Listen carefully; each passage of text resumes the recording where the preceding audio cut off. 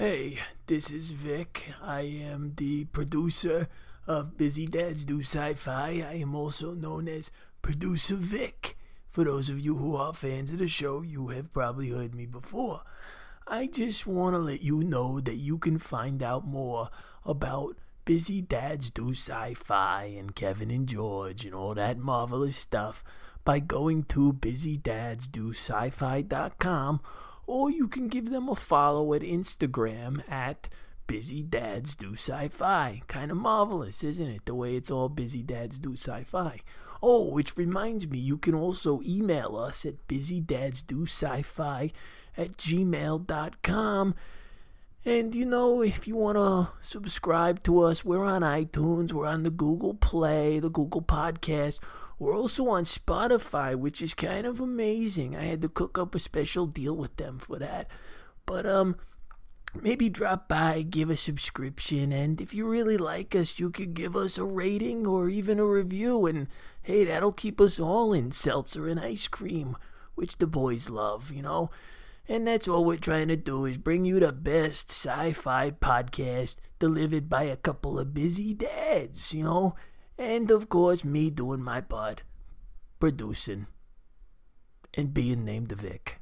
Thank you very much. Busy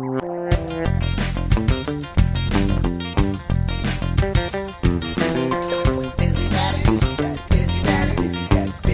do sci-fi. Busy daddies do sci-fi. Busy daddies do sci-fi.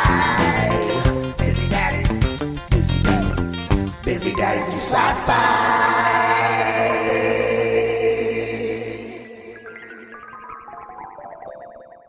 It's like climbing Mount Everest. In and out. What? An expedition. Exposition. In and out. In and out. We're going to do this in and out. We don't have much choice. We lose this precision. space in about an hour. Military position. Precision. Precision. With serpentine pattern. Missionary position. Military precision on this exhibition. That doesn't mean showing your dick to people in the subway. Well, then what's the point in any of this? And that is a little too advanced for my game, the missionary position. Is it? Yeah. You're a little more of a just kind of let your dick slip out on the subway. Whoops! Peekaboo! Sorry about that. Yeah, father. Totally natural mistake. Sorry, sister. I'm assuming there's nuns and a priest on the subway. Yeah. Well, if we're in New York, there's lots of churches. And do priests take the subway? They have to. Totally get it. If they're humble, they do. Right? Yeah. And who wouldn't be humble? If you were a priest. They were a priest. Yeah. Yeah. Part of the job, man. Mm-hmm. So, I got my gear, right? Yeah. I got my gear on. Yeah. I got my little suit all camouflaged out. I'm buckling up my vest. You're camoed up. I got my supplies. I'm ready to go, man. I'm ready to do this. Yeah. I am all about strategery and there you go. Striking. Speaking of strategery, the man who brought us strategery died. No. Yes. No. Yes. You're absolutely wrong. Why? Because that was I know what you're doing. You think I've got it wrong. I said the man who brought you strategery. Okay, then you are technically correct. Has died. Yeah. So that was because I remember those times. I was about to say. That was George Bush Jr. who said strategery, which that is actually not true either. It was Will Ferrell doing George Whack-a-mole. Bush Jr. And you're saying that George Bush Sr. died, so technically you are right because George Bush Sr. gave us George Bush Jr., which gave us the Will Ferrell impression of George Bush Jr. Wow, you're really, God, it's all connected, Kevin. I love, it was nice to hear you process that. Yeah. Most people do that internally within a couple of seconds. Nope. But I threw a curveball at you. Whack-a-mole. Whack-a-mole. Wait, what? Huh? I just got this. Just chill. Man. Okay, all right. Whoa. Everything's cool. All right, cool. Nothing I said before, you don't even got that. All right, thank goodness. Yeah. I just got a sudden urge. I don't know what it was. But anyway, yes. Much did it like involve a subway? It involved a subway. I bet it did. And a priest. We've got a good what do we got? World's Dirtiest Joke thing setting up here, don't we? Remember those books? The world's dirtiest jokes. Remember getting your hands? Remember Truly tasteless jokes. Yeah, man. Yeah, some of them were actually like those were like in piles of porn, right? They were giving. They stuck with me. Some of them were like, "Oh, that's brutal. That's a tough one, man." Yeah. You know, I mean, there's an entire chapter in one of those books just called "Dead Babies." Yeah, well, that was a thing. It was a thing. Yeah, it was cool back then. Back in the '80s, it was cool. Yeah. I thought that was 70s stuff that we discovered in the 80s. It might have been 70s stuff that we just came across. Yeah. You know, once again, like, and I've mentioned this on this podcast before, these are the types of things I feel like I would find while walking through the woods with my friends, while coming across, like, an area where clearly teenagers had partied. Yes. You know, like... Yeah, I remember. Those are those famous New Jersey woodland porn stashes. There's a couch... Yes. And maybe like a little fire pit. How many? How many different locations? Like one that was a solid and it 100% existed, and it was in the woods of a park. But I want to say 2 or 3 that were known. Like, but there was one that we used to frequent. Well, we carved out places in the wilderness. You got it. To hang out, but not so porny. Well, you can't go More like right smoking dope. You can't go right to the priest on the subway. You got to work your way up to that, you know. Yeah. Yeah, man. Just so the poor bastard walking through the woods. Wherever it happens, it's meant to happen. Wherever it pops up. Yeah. There you will whack it. Once again, that strange desire comes over me. But so I got my gear, got my mission. Giacometti. Got my...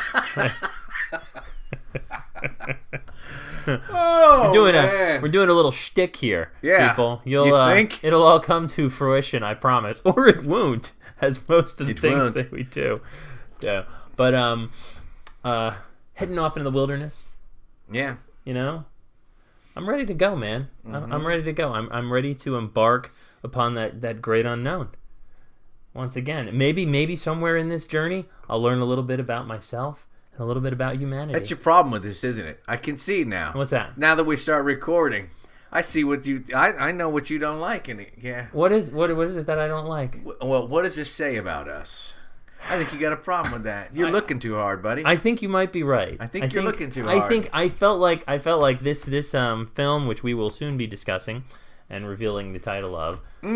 Was asking of me something that I couldn't quite put my finger on. And even though I realized that it was me who was creating this like sense of I need to find something in here, it still managed to leave me with like a little bit of an emptiness. Did you feel maybe 25% empty? Yeah. Yeah. Isn't that amazing? Yeah. Wait a minute. We'll get to the rest of that later. Listener. Almost as though there was some sort of task that needed completion to fully enjoy. That maybe you're deflecting and bagging on this piece of work that we're talking about. All right. Well, we should just reveal this part of it right now. Now, listen. If you've been listening to this podcast for more than a minute, you're gonna know that a lot of these movies are based on books. 99.9% of the time, Kevin has already fucking read the book. Okay? So I mosey along in my little humble priest on a subway manner, and I attempt to read the book. Not all the time, granted. Usually, I do not complete it. So you say you'd get the book out. You'd get it out. I mean, I would. You'd open it up. It'd be exposed. Well, no, that sounds like a lot of work. And then what I would do is I would hit a button on an app on my phone, and some English guy reads it to me. Gordon Lightfoot? Yeah. Stephen Fry usually. Stephen Fry. Great voice. Yeah. This one though was actually read by a what I imagined is a rather beautiful woman. Yeah. Mm-hmm. This story. Yeah. You know, at about 27% left in the story, it turns into a man. Oh wow! Yeah. What a twist! It's a twist. Oh boy. Yeah. Well, see now, I wish I had kept at it. Yeah. But hey, no, it's okay. So what's this say about us? Life so I happened. Get it, you know, it's life happened, and I needed to re-listen to Herbert West Reanimator again instead of. That's George will always undersell himself. He's listening to stuff and reading, just not the stuff we should be doing. Not that there's anything wrong with that. But what he does is he doesn't tell me what he's reading. That's true. I could read it, and then we'd have more content to talk about. Yeah, so I'll usually come at Kevin. So what are you reading right now? You're reading something, aren't you? God damn it! I'm not actually reading anything. What am I doing right now? God. Oh, I started rereading Stranger in a Strange Land, sitting right in front of you there, because it's fantastic. I go back to some very familiar wells. You do sometimes. Speaking of going back to familiar wells, Yeah. Well, that couldn't possibly be the beginning of some sort of brilliant segue, could it? Oh no! I thought you were talking about your first girlfriend. What was her name from Jersey? Amanda Wells. Amanda Wells, who I believe wrote in tonight. Did she? Yeah. We have a litany of questions. See, here's the thing, people. Originally, this podcast was supposed to air 1 week ago. Yeah. Kevin. Life gets lifey sometimes, and Kevin had an overnight strike on one of his jobs, so here we are 1 week later. Now, because of that delay, we got flooded. We debuted the episode. Yes. In its promo form. And we got flooded with emails from not only upset fans as to where was this episode, how dare you, you promised us an episode. I'm supposed to feed my kids and not listen to just that one guy.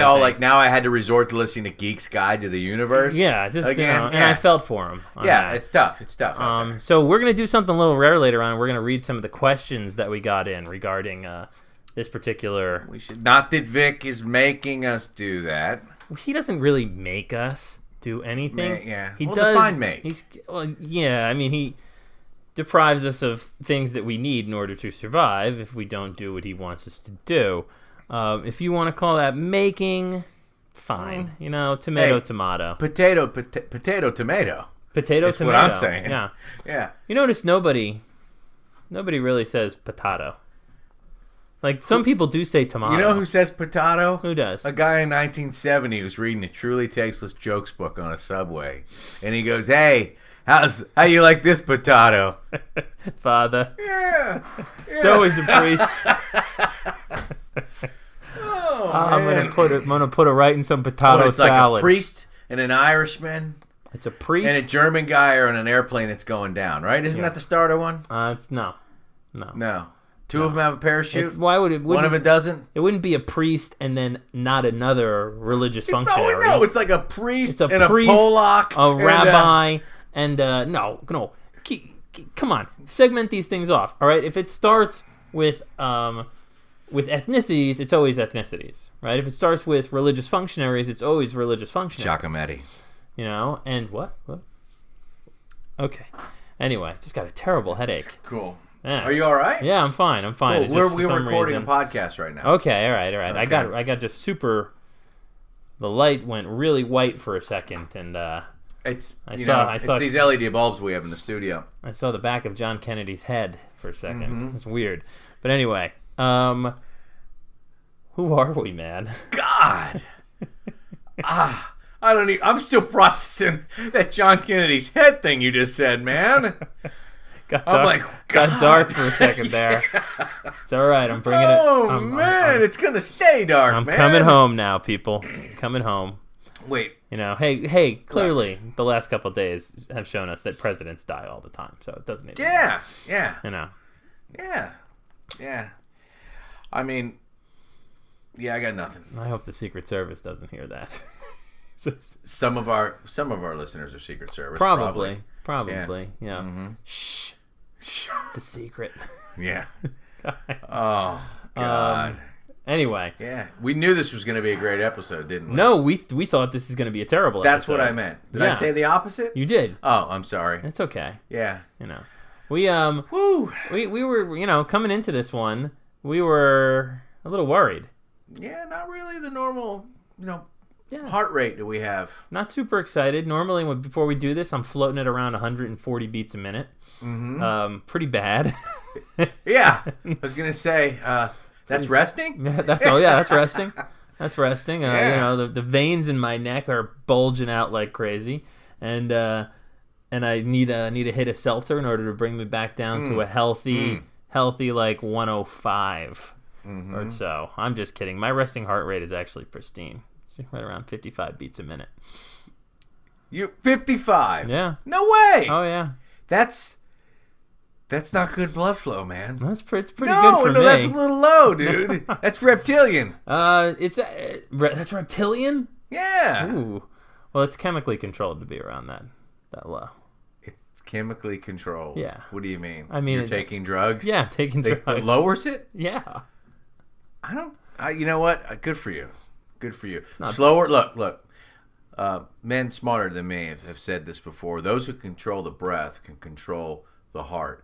If you think of an involuntary organ like the heart just working from birth until death, how do you rest it? Well, there are some ways. By controlling breath, you can actually slow the heart and give it rests that aren't dictated by sleep or sitting. So, Yeah. I guess medically you can do that too. You can certainly do that. It reminds me of I had friends that did a lot of cocaine. Oh, and, good, yeah. They would sit around. guys. They would sit around and be like, "God, my heart's beating so fast.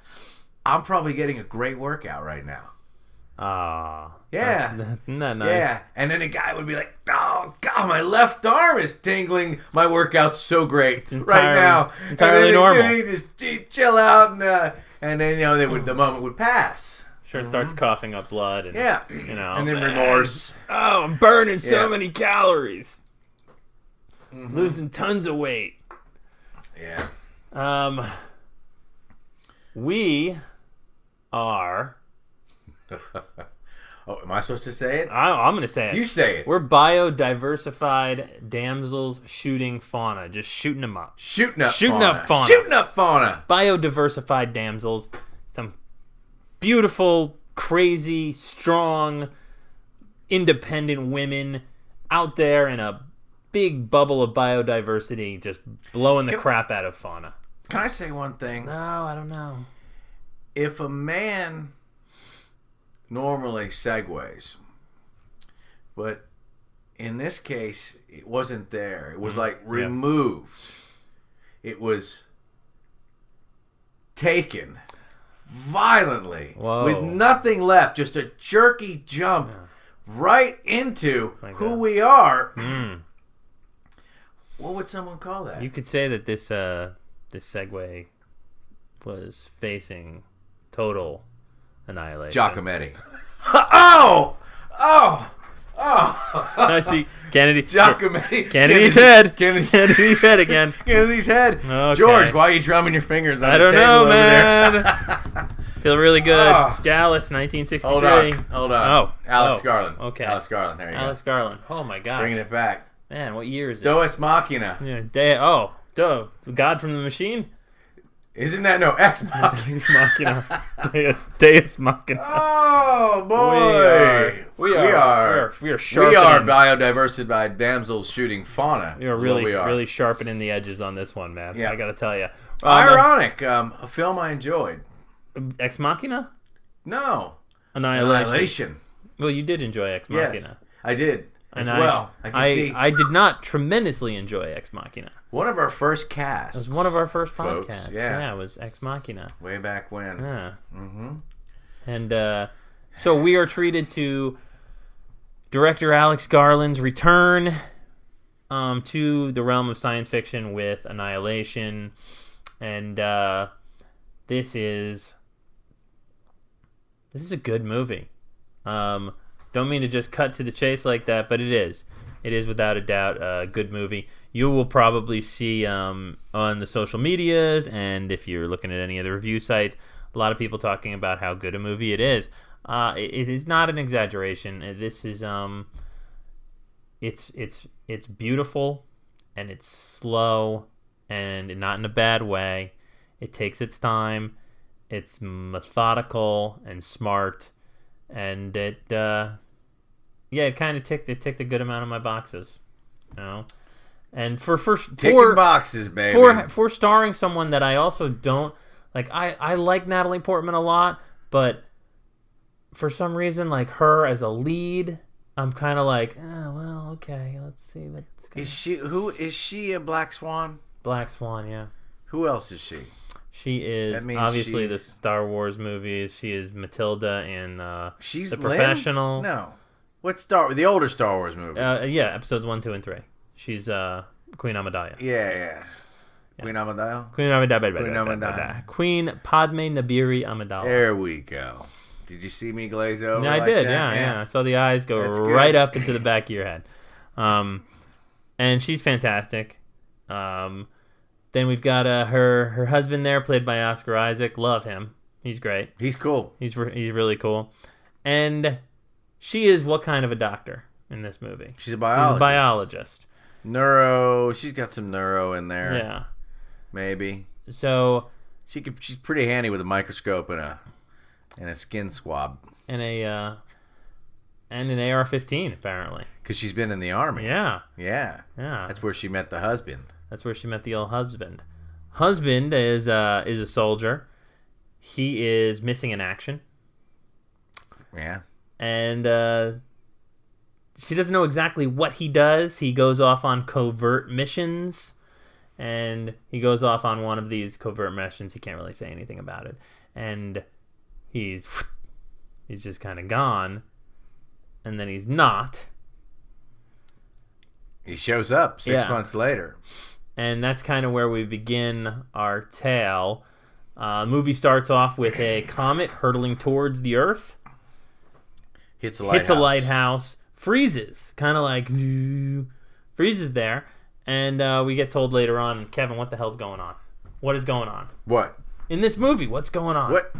Well, What? I mean, what? there's what, nothing going on. What is that? What is that stuff out there?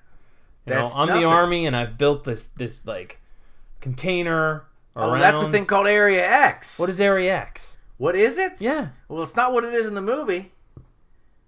Well, Well, it is what it is in the movie. it is what it is It in can the actually be in the movie. I don't know. What are you getting at, man? You want me to start describing other things? Sure. Oh, that was a handoff? Yeah. Were you telegraphing me a wink? I'm telegraphing you a little wink, wink. Now you These just, showbiz terms, man. I don't even know them. Area X. It's this thing on the map that hit a national park by the shore in the south. And there's a group called the Southern Reach, which is a black ops deal that's been investigating it. And they've been sending groups of people in there, and those people haven't been coming back. Depending on whether you read Jeff Vandermeer's Southern Reach trilogy, there's a couple ways that that Area X appears. In the movie, it's a shimmer, and it's a border, and the groups pass into it and appear somewhere deeper in the territory when they come to. In the books, you crawl through some weird tunnel that isn't there but is there, and pretty neat as well. I really liked in the movie how they wake up, and some have woken up earlier than the others, and it seems they've eaten about 2 days worth of their rations, but no one has a recollection of it, and they've been walking around functioning in a blackout of sorts. Yeah. I thought they did a really good job of translating what could have been really hard to showcase in the scope of a movie, like from the book. I liked the idea of there being this. It's a barrier. It's permeable. You can get through it, but once you do, you have pretty much no control over what the hell's going to happen. You will not really be able to reliably communicate. Your electronics, everything that we come to rely upon now, will not work. You are in sort of a, I mean, for the lack of a better, you're in like another dimension, essentially, that is slowly expanding. Yes. And So we got to figure this thing out. Yeah, we got to figure this thing out. So what we're doing is we're just going to send military teams into it and so far none of them have come back because eventually this area will just envelop the entire Earth, and it's growing. And here we go. We're on the how many teams did they send in? This is their 6th. You're at exhibition 12. 12. But you find out there's just been iterations. There was exhibitions 11A through I, and so there were many expeditions going on. Sent by a director who in this movie is played by Jennifer Jason Leigh in a really cool, just sort of fucked in the head kind of way. Yeah, she's got purpose, but she's also a bit unhinged, and you kind of find out why. They are looking for variables, like what have we not done that could possibly work, and with the team that we are sending in now, they are sending in nothing but women. Yeah, which one of you wrote in and just said it was a Jan Cooper. You wrote, why was this a bunch of chicks? Why was this a bunch of chicks? And she actually... Thanks for listening, Jan, by the way. She sent that as a recording attached to a voicemail, and Jan sounds like she has either had too many cigarettes or too much coffee. Or both. It was why was with the bunch of chicks? I'm just asking. Jan, thank you very much for listening. Yeah. Well, Jan, they when we have sent so many expeditions in with military men, they're just hoping something works in that area. In this case, maybe the opposite sex is going to have a better track record. One person, the husband of the biologist, one of the women on this team, does reappear, like we say, 6 months after the mission's terminated. Maybe a year and a half had elapsed.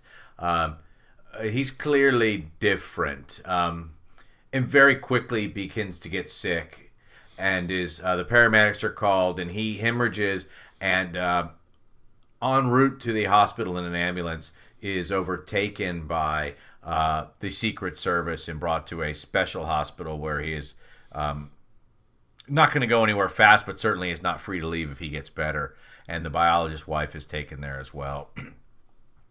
We find out that this area is killing people, and it's expressed outside of its boundaries by cancers that are killing people fast if you've been exposed. So maybe women, Jan, is the way that we're going to find out more about this place in time. Which in the movie lends itself to kind of an atypical situation. We do not have the kind of standard hero, and this is where I kind of got on the, what does this say about us line.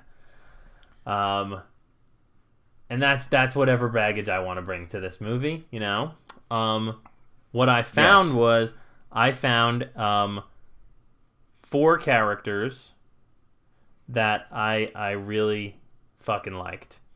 And these are the 4 women. These are the on 4 the women on the expedition. on the exposition. They are each with their own motivations, their own personalities, and some of them you don't have to agree with necessarily, but they're all played like really remarkably well by very accomplished actors, and it just works. I believed every single one of these people. I believed the tragedy. I believed the scary, which there is, and I believed the obsession to not only find something that was completely unknown, but also some of the selfishness that might be involved in it as well. Jennifer Jason Leigh, and of course, people, as usual, we are going to spoil this for you, and maybe even spoil some of the books, and for the sake of talking about this. Natalie turn Portman, that shit off and go do your homework. Come on, man! Hear this with knowing everything we do. Punch out for a bit and go do yourself a favor and watch Annihilation, or hell, take a few days off and read the Southern Reach trilogy as well. They go fast. It was some of the best stuff I've read in 2018, like hotcakes. I wish there was more. And I went and pursued more of Jeff Vandermeer's books because of it. But which by the way, stuff. Jimmy Vanderslice. Jimmy Vanderslice. He wrote in just saying Jeff Vander Who. 4 exclamation Four points. exclamation Yeah. points and only one question mark, which is funny. But Kevin, you want to say who Jeff Vandermeer is? Jeff Vandermeer, one of the 21st century authors, doing what's called the new weird. And this is the new weird. It's Lovecraftian sci-fi because let's say there's something from without that is coming to within, at the gates, if you will. And Jeff Vandermeer can do all sorts of things. There is a great fungal noir book he's written, and the Southern Reach stuff. There's almost an eco fiction kind of thing that's going on, and a real survey of the land and its livingness. I mean, if this might say about us, we're scumbags destroying the earth, but I don't. Jeff Vandermeer is certainly not that heavy-handed. I don't get much rhetorical questions out of this story or movie. I felt like there was a glaze of that a little bit, especially with Flower Child, which was not his original ideas, by the way. But yeah, not nowhere near enough for it to be like, okay, I get it. You're punching me in the face with a message. There was really none of that. And what no Southern. Sorry to bother you. Was not no sorry to bother you all of a sudden, but which by the way, people were sorry to bother you. Yeah. And now when you say new weird, you are talking like there is a mythological fantasy element to what is traditionally a science fiction. So you might be absent computer terminals and spaceships and present mold that is taking over people and turning them into plant life with a sci-fi influence though. So still the presence of alien intelligence, alien like the way Celestials are sci-fi in the Marvel universe. In the Marvel universe, they're essentially or they are to me, I guess, right? No, without a doubt, without a doubt. I mean, that's the Lovecraft beasts, right? Yeah, exactly. The way as Guardians are science fiction, they're simply powerful aliens. Very cool stuff. So this movie clicks on, and we get every now and then we get some surprises. We start to discover a lot about this world that is quiet, preserved, beautiful swath of nature, overgrowing everything, changing things amazingly. Yeah. We come across a crocodile in a kind of out of nowhere terrifying scene where one of the characters is being drowned by a crocodile, and we come across a crocodile that has a amalgamation of a bunch of different species, plant life. Everything is seemingly fusing and taking on a new form within the boundary of this shimmer. And that brings us to another question. We got so Scrawny Chick survives a full-on croc bite from Jonathan Crocodile.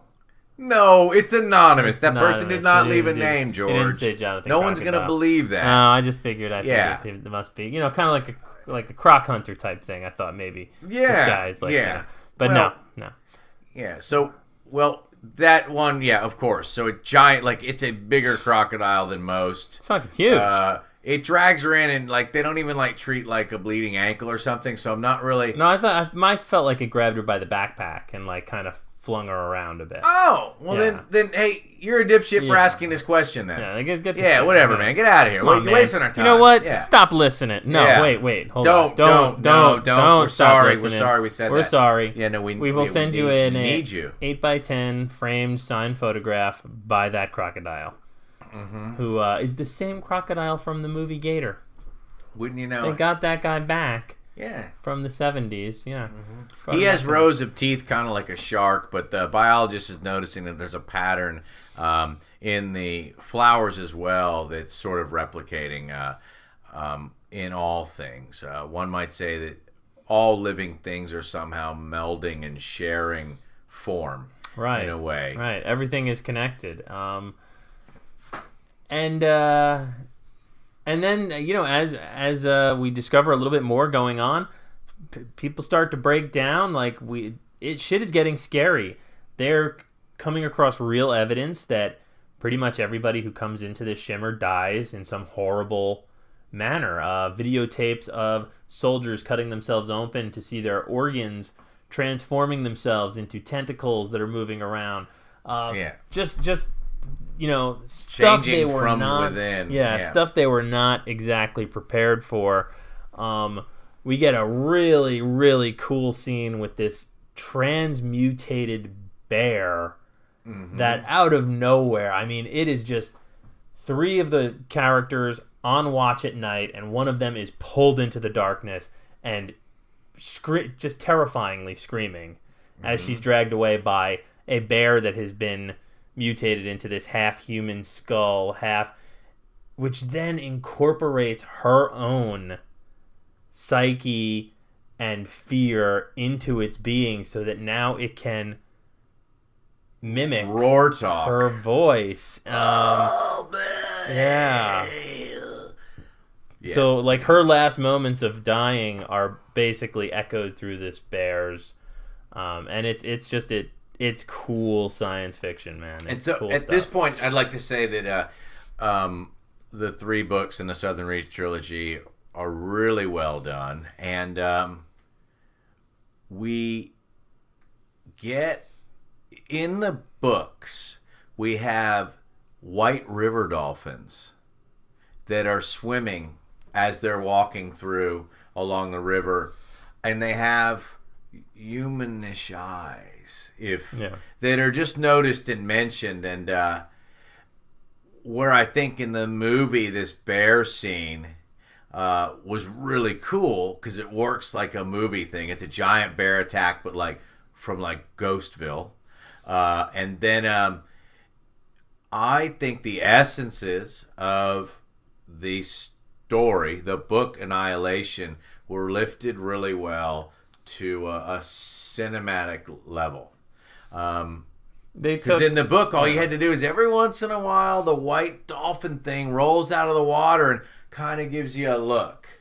And it's not a far leap to say that dolphin would jump and go, hey, and sound like a human. We get it. The essence of what was in the book comes through in the movie. And so for me, I think this was a success. I knew more about this story because I've read the other 2 books, which are Authority and then Acceptance. Authority takes a look at the biologist, who we see in the movie has returned from the Southern Reach as well and is getting questioned. And there's a new director and a guy who is an ultra spy, and his name is Control. Oh, nice. And but Control's just a guy like any other guy, and it's the story of he and the biologist working out the Southern Reach. And then Authority is 3 stories. Then Acceptance is 3 stories. One which tells of the director, and the other one about the lighthouse keeper, and then a fringe story about people who were hanging out around the lighthouse pre-Area X. So these essences were done really well, and I wonder if the movie succeeds as a movie. George, you think the movie alone just works? I thought the movie alone I do worked too, really but well, yeah. I wonder what I would have thought about it if I hadn't seen. Like if I didn't, I mean, I knew so much. It was almost that. Remember when we read Arrival before watching Arrival? Yes. Or it was kind of that that same parallel, but not needing to be that way. Not needing to be dead on. Well, Yeah. I mean, one of the things I really liked about this movie is its lack of spoon feeding you exposition. There is even stuff that you can kind of read into if you want to. I loved that the botanist is so impressed with this place. There's a willingness, and that when she does transform into her full form, into a tree, into she just lets go. And I love the way that was handled. Like, it was such a cool character. This is also the same character who is grabbed by the crocodile at one point. So she goes from like a complete terror about this place to an acceptance of not only its beauty but its purpose, and that it's better than us in a way. That this is a mission that I can get behind as somebody who has a love for the flora and fauna of planet Earth, and she just allows herself to become a part of it. She also brings us the one clunky piece of exposition, which is the explanation or the theory about what's going on here. It's very MacGuffin-y. We see the biologist is definitely taking samples of things and watching. You'll see close-ups of cells mutating or dividing in mitosis, and it ain't right. Clearly, they're also all changing just from exposure. And in the book, the biologist inhales something from. In the book, there's these flowers growing in a tunnel that goes down into the earth in a spiral staircase, but she can't help but to call it a tower. It has this inverse effect on her mind, and she considers it a tower even though it bores into the earth. And there is this great Gothic poem written out in organic flowering plants, and upon close investigation inhales spores and realizes she's transforming. In the movie, all of them, I think, would have transformed. Two are eliminated. One begins to see her fingerprints moving. Yeah, which is a great scene as well. She loses it. Ties the others up. It says you lied because the biologist has not let anyone know that she's on this mission, though her husband was one of the men to disappear on the prior mission. Yeah. So she feels betrayed and doesn't know which way is up.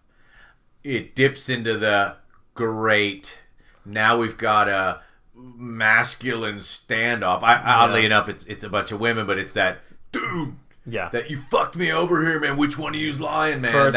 For a second, I was shut completely off and went, I can't fucking believe we're going this route now. We just spent 45 minutes of total smart, and now here comes the, you know what? You're lying to me, and I'm gonna just tie you up and point my gun in your face to prove it. Which, every time I get into that mode where I'm like, going, well, rational people wouldn't do this.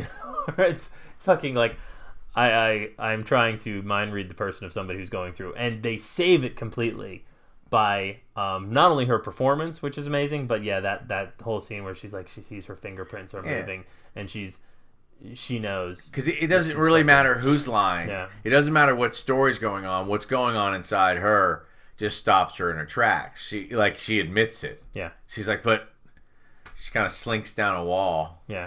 And then that bear attacks. And they move on towards the lighthouse. And one woman decides to walk, and we find areas where bodies are still in sculpture form.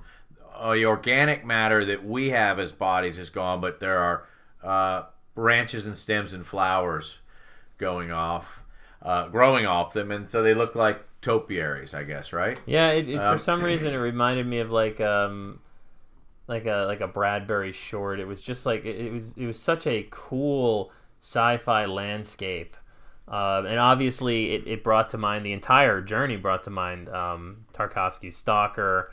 Yep. And how quiet and just meditative and mutated things could be. Yeah. Which brings us, there was a question about that. Doug from Haight-Ashbury wrote, "What the hell was going on with the flower people?" That's not a joke. No, we got a big. Doug from Haight-Ashbury writes, "What's going on with the flower people?" We got a big following there. Yeah. Haight-Ashbury. 1969. This isn't ringing. Listen to what the flower people say. This is not. Oh, this is not. I had. Is a this feeling. bullshit? Well, he called in. He said, which, by the way, I couldn't Doug. believe that. Oh, that's not a hippie name. I'm Doug from Haight-Ashbury. Okay. Yeah. Is Haight-Ashbury still a place? Doug, we just answered your question. If you're listening to it, we asked your question after we answered it. I think. Yeah. Why don't you put down the bong, Doug? Doug. Yeah. Hey, Not all love is Ashbury. free, man. Yeah. Anyway. On the subway, sometimes Well, yeah. you find it. Sometimes you find it if you're looking for it in the right place. With the potato. Potato. With the potato. Yeah. Yeah. Is that a sack of fingerling potatoes? Shut up, man. Shut up, man. God damn it. I'm Doug. Yeah. But so and then we start heading towards the lighthouse, and Because the director knows that's where she's driven to go. yeah. She's like, we just got to get to the lighthouse. It's the epicenter. Now the director has cancer and is dying of cancer. Yeah. And was it made clear whether or not she was looking for, was it nihilistic? I don't care because I'm going to die. Or was it I'm looking for a cure? You know? Director grew up in Area X and knew the lighthouse keeper as a child. And You is are going back. privy to information. Yeah. And so she's driven to get home to find out what happened in her home, and creates an alternate identity, goes to school to become a psychologist, to get placed in the Southern Reach group, to send expeditions and to find out what's up with it. What book is this brought up in? Authority. In Authority? Oh, no, Acceptance, the last The one. last one. Yeah. So is it in that Fringe story about the people? Well, Acceptance's form is 3 stories being told. Yeah. So it's All very right, cool wow, to watch her very cool. go after it. She is truly sick. That is maintained throughout the book and the movie.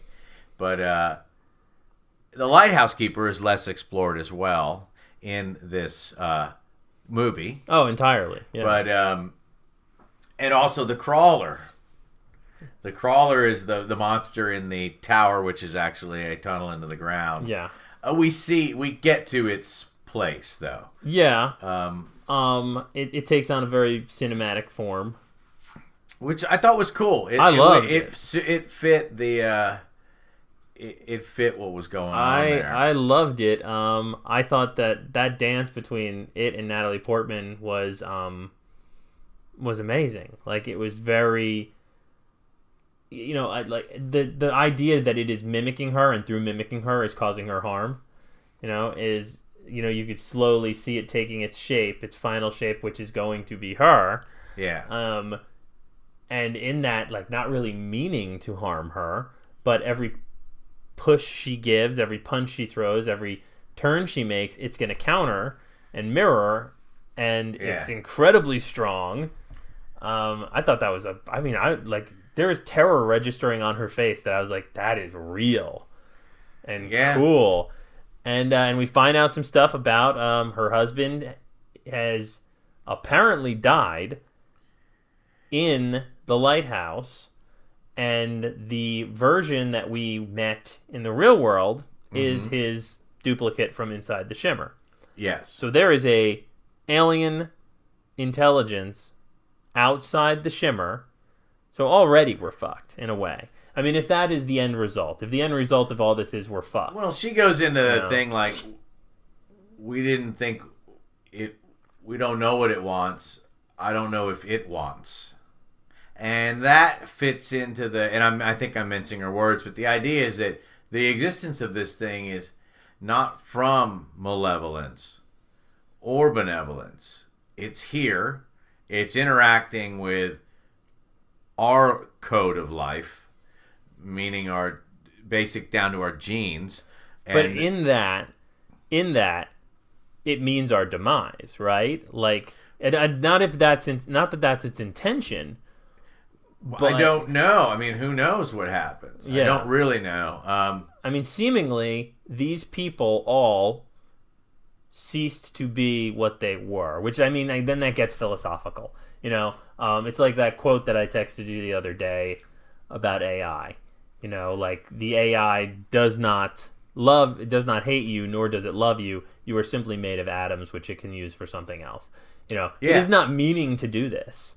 Again, it's not a malevolent thing that it's doing, but the end result of what it's doing, it might mean the death of every human being on the planet.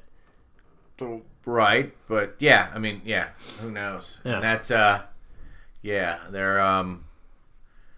there's a group that was running around in that area who was investigating and using the lighthouse's lens to tinker with things, and so there might have been people trying to open doors that shouldn't be opened, which contradicts the comet scene we see at the beginning of this movie, right? But, which lends itself to being a very, and that was one complaint I felt like I had, was that like a lot of this is told through her interrogation after the fact, kind of, and it kind of jumps right back to her being interrogated and the agent just being like, "Oh, so it was alien after all," Just kind of like letting it was, "Oh yeah, hey guys, that thing definitely alien." Okay.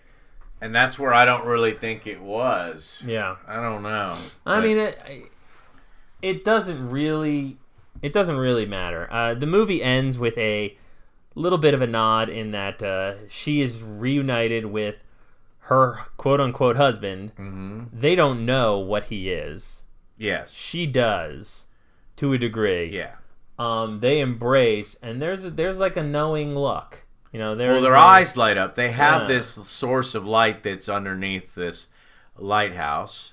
In the book, we get all the way down to the bottom, and you pass through the crawler, which is this big ball of light. And I believe that's the way people make it back into parking lots, spaced out, not knowing who they are. What had become of because I don't recall, what had become of the expansion of the shimmer in the movie? Did they state that it's either like receding or held off? Or it held off? I believe it started to recede or something, because she basically, she tosses a phosphorus grenade into this thing, and that, I guess, apparently kills it. Maybe, yeah. But, I don't know. I was not. What Jeff Vandermeer did so well in the books was take the focus off that, and so I didn't even need to think about it in the movie. It really doesn't matter, and what a cool thing that is. The books are just really, really cool, and so as it is right There's now, not what does this say about us? That's what I mean. Like, as it is right now, Southern Reach trilogy finished. Do you have definitive answers, or is it just like, I don't know, man. Like, it might eventually do like this. Walk off into the Southern Reach. Off. You got a couple. But really there's good some stories. wonderful. There's some. And there's someone who's been there for 30 years. Yeah, that's cool. But to you just showed up. Yeah. Oh. Nice.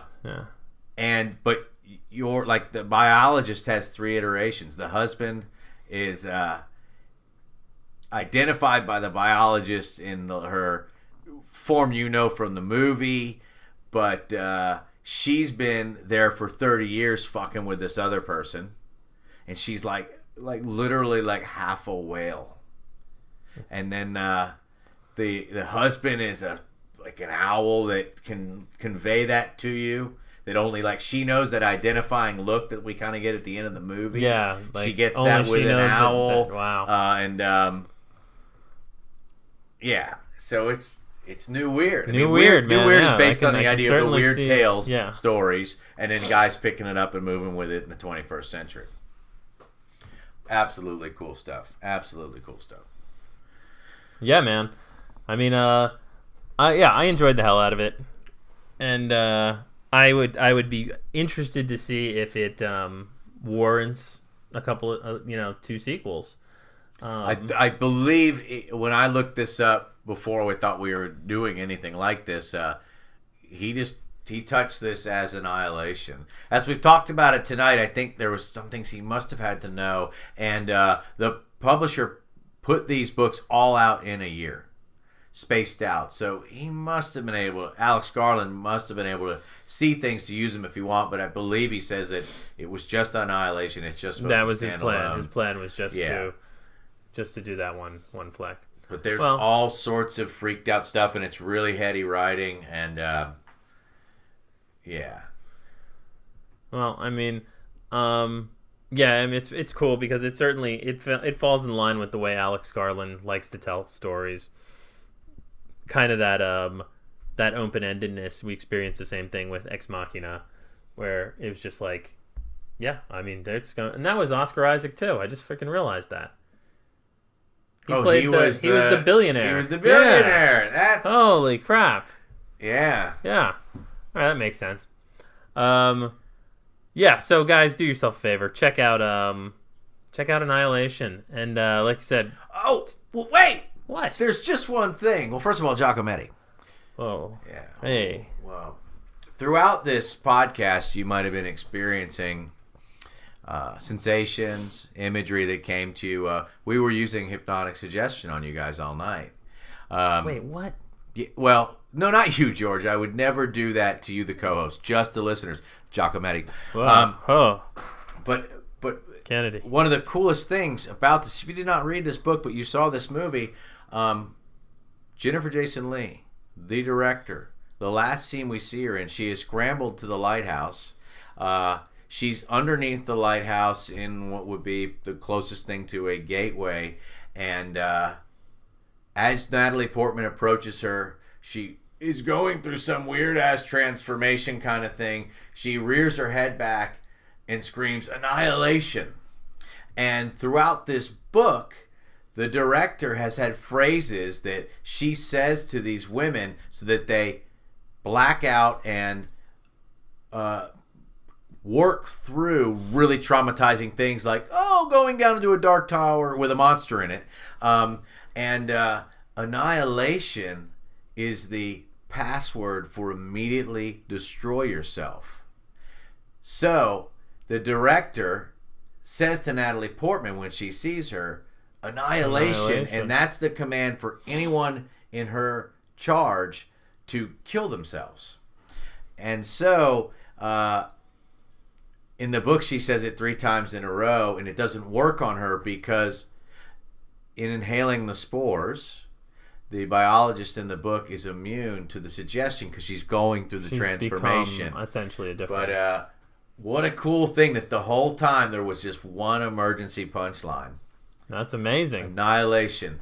George, that was the 25% you did not get to. Sorry to ruin it for you, my man. That's all right. That's all right, Kevin. Do you feel less like there's something that needs to be said about this movie now? I don't feel like that is exactly what hypnotic suggestion is. It's not. I mean, that is as far as the example you gave during the book. But I don't know if you know this, but this entire podcast, I have been very lightly touching my earlobe. Yeah. And every time that I do that, I have. you have as well. I've been picking my nose the whole time. Now you go right for the ear. Right for the ear? Yeah, you don't even realize. Is that it. hypnotic suggestion? That is a So hypnotic what's Jennifer suggestion. Jason Leigh doing?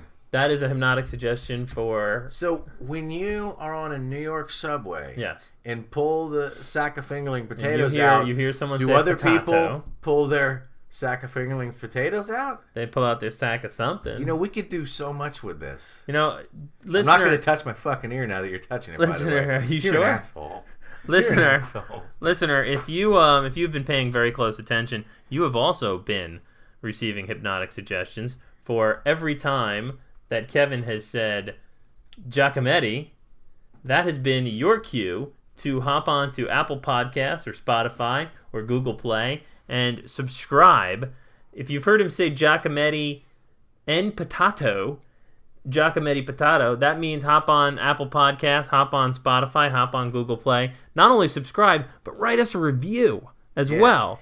And we do want to apologize up front. When we were toying with this, we could not eliminate the image that one would get of being JFK being shot through the head right before his death. We couldn't get that out, so we apologize Sorry if about any that. trauma goes on like that. Trust me, we all lived through it while we figured this out.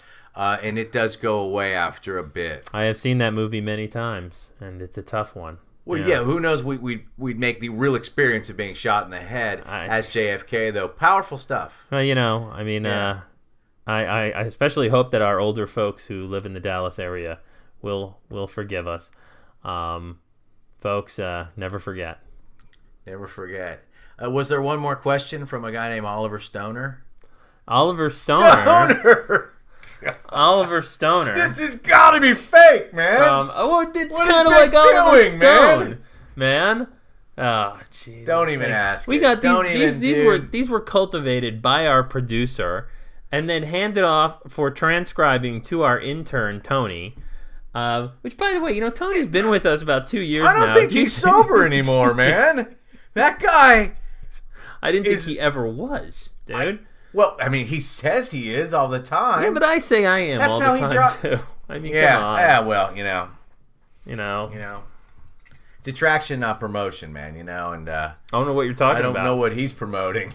I don't know what you're talking about. Me neither. I'm dude. not attractive to anybody. Yeah. Have you not heard about the potato Yeah. in King Subway? It's a sack of fingerling potatoes. I am not Just going back to hanging New York out. City, man. Yeah, I can't go to prison again. Never again. Well, you're not allowed back in the municipality, are you? No, the state of Yeah. New York is done with me. Well, Done with me. They said Hey. you take your sack of potatoes and leave. There's always Nevada. There, John, which was what my alias was at the time, and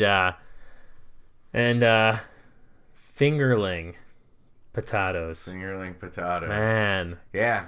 That's That's not going. You can't unring that bell. no, that's a beautiful, beautiful Isn't it? alias. Yeah, What's your like name? The density and the shape. What's your name? Jonathan Fingerling Yeah.